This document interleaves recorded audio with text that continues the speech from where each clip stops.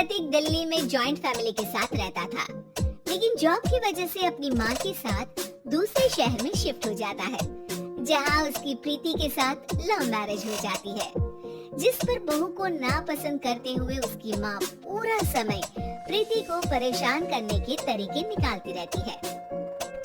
प्रीति, कहाँ हो? सुबह का नाश्ता दोपहर में खिलाओगी क्या? इसमें प्रीति और प्रतीक ऑफिस जाने के लिए तैयार हुए कमरे से बाहर आते हैं, जिसे देख सास प्रीति पर भड़कने लगती है। महारानी, तुम सुबह सुबह तैयार होकर घर का सारा काम छोड़कर कहाँ चल दी? जी वो ऑफिस है। तुम ऑफिस जाओगी तो घर में जो सफाई, नाश्ता, खाने का काम है वो क्या मैं करूंगी? माँ, मैंने उससे वादा किया था कि वो जॉब कंटिन्यू कर सकती है। अरे वाह जी वाह, दोनों आपस में सलाह कर फैसले ले लिए। मैं क्या यहाँ बेवकूफ बैठी हूँ? मुझसे पूछना किसी ने जरूरी नहीं समझा? मम्मी, आप फिक्र ना करें, मैं आज ही रेजिग्नेशन दे दूंगी। प्रीति ऑफिस के लिए चली जाती है और अगले दिन से जॉब छोड़ घर के कामों में लग जाती है, लेकिन साथ ही उदास भी रहने लगती है, जिसे देख प्रतीक को अच्छा नहीं लगता। मुझे पता है तुम्हें अपनी जॉब कितनी पसंद थी। आई एम सॉरी प्रीति। अरे कुछ नहीं होता, बस मम्मी खुश रहनी चाहिए। अब प्रीति अपनी सास को खुश करने और उनका दिल जीतने की जी तोड़ कोशिश करती रहती है, पर सास कभी उसे सीधे मुंह बात तक नहीं करती। इसी तरह दिन बीतने लगते हैं। एक शाम प्रतीक ऑफिस से परेशान घर वापस आता है। माँ, चाची का फोन आया था, दादी की तबीयत बहुत खराब है, हमें दिल्ली जाना होगा। पति की बात सुन प्रीति तो पैकिंग शुरू भी कर देती है, पर माँ वहीं बूत बनी खड़ी रह जाती है। लगता है मम्मी अपनी सास से बहुत प्यार करती हैं, तभी उनके बीमार होने की खबर सुन शॉक में आ गई। ये प्यार नहीं, परेशानी है। तुम तो ऐसे सोचो कि अब से जब तक दिल्ली में हो तुम्हारे अच्छे दिन शुरू। अच्छा, ऐसा क्या है दिल्ली में? वो तुम्हें कुछ ही घंटों में पता चल जाएगा। सास के रिएक्शन और पति की बात से कंफ्यूज्ड प्रीति दोबारा पैकिंग में लग जाती है, जिसके बाद कुछ घंटों का सफर तय कर तीनों दिल्ली पहुंच जाते हैं, जहां घर के अंदर पहुंचते ही लोगों की भीड़ देख प्रीति परेशान हो जाती है। हे भगवान, इतनी भीड़! प्रतीक, कहीं तुम्हारी दादी को कुछ हो तो नहीं गया ना? पागल, ये भीड़ नहीं, मेरा परिवार है। क्या इसे तुम परिवार कहती हो? अरे इसे तो जिला घोषित कर देना चाहिए। तुम्हारा परिवार का तो अपना पर्सनल बिग बॉस बन सकता है। हैरान परेशान प्रीति परिवार वाले सदमे से बाहर निकली भी नहीं होती कि सिर पर पल्ला रखे शांत तरीके से सबके साथ बात करते हुए अपनी सास को देख उसे दूसरा सदमा लग जाता है। हाय राम, ये मम्मी का ऐसा भी कोई रूप है? ये तो मुझे पता ही नहीं था। ये तुम्हारी सास का ससुराल है।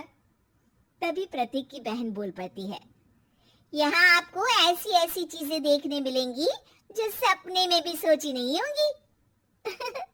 हाँ, ये कुछ दिन तो बहुत इंटरेस्टिंग लग रहा है। सब एक साथ दादी के कमरे में जाते हैं, जहाँ पहुँचते ही उसे दादी की आवाज सुनाई देती है। क्या रे, सास से मिलने की फुर्सत मिल गई? दूसरे शहर जाकर छूट क्या मिली? तुम तो भटकता पंछी बन गई। इतने समय में ये तक नहीं पूछा कि जिंदा भी हूँ या मर गई। प्रीति की सास अपनी सास के पैर छूती है। अरे कैसी बात कर रही हैं मम्मी, आपको तो मेरी उम्र भी लग जाए। अरे बस कर, ये झूठी उम्र देने वाली बातों का दिखावा न कर। तेरा बस चले ना तो जो मेरी बची कुची जिंदगी है वो भी अभी खत्म कर दे। अरे बहू कहाँ है? इस पर सास प्रीति को दादी से मिलवाती है।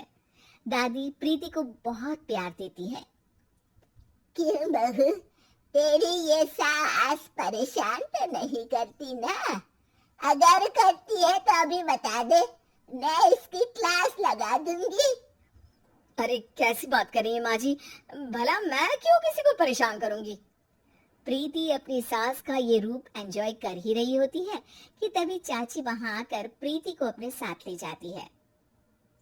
सास की क्लास लगते देख जो खुशी मिल रही थी वो तुम्हारे चेहरे से साफ पता चल रही थी, इसीलिए ले आई, क्योंकि अगर उन्हें पता चल जाता तो तुम्हारी खैर नहीं थी। थैंक यू चाची जी। चाची और प्रीति घर में झूले पर बैठी बात कर ही रही होती है कि उसकी सास भी वहां आ जाती है। मतलब यहाँ सारा काम मैं करूं और तुम बैठी हंसी ठिठोली करो। अरे चलो जाओ खाना बनाओ। सास प्रीति को डांट कर काम करने भेज देती है, जिसे दादी देख लेती है और एक बार फिर सासू माँ की क्लास लग जाती है, जिसे पूरा परिवार मजे से खड़ा होकर देखने लगता है। क्यों रे, मैंने तुझे काम बोला और तू उस बच्ची को परेशान कर रही है। सास की कोई इज्जत रह गई है इस घर में या नहीं?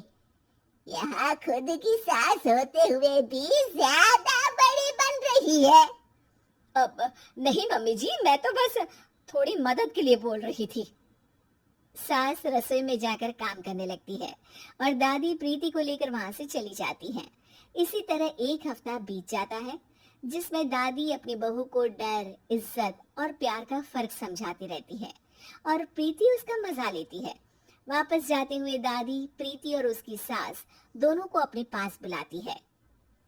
मेरी बहू जिद्दी और अड़ियल है, इसलिए उससे हमेशा सही काम करवाने के लिए मुझे सख्ती करनी पड़ती है। लेकिन तुम्हारी बहू अच्छी है, तेरी खुशी के लिए वो अपनी जॉब और सपने भी छोड़कर घर में बैठी है। अपनी बहू के साथ प्यार से रहो। और प्रीति, अगर अभी भी तुम्हारी सास परेशान करे ना, तो फिर तुम्हें पता चल ही गया है कि शिकायत कहाँ करनी है। जी, अपनी सास के ससुराल में उनकी सासू माँ के पास।